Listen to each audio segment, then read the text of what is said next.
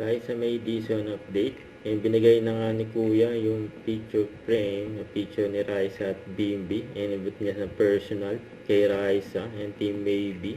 Papakita raw niya yan kay Bimby sa yung video.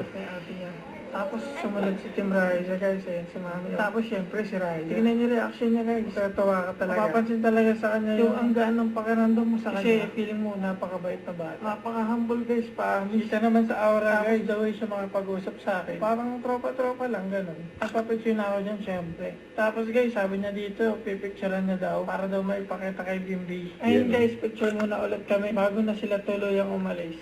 Maraming salamat sa mga nag-like at tumulong para family. Ayun, namimit pa na isda si Raisa kasi hindi na kayang atakin.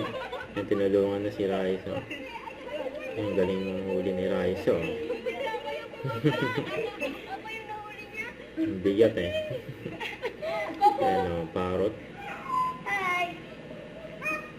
Ayan, ang cute. Ayan, naipag-usap ng si Raisa sa parrot. Si Coco. Pangit! Pangit! Pangit daw. Pangit! Tuntua si Raisa eh. Pangit! Haha!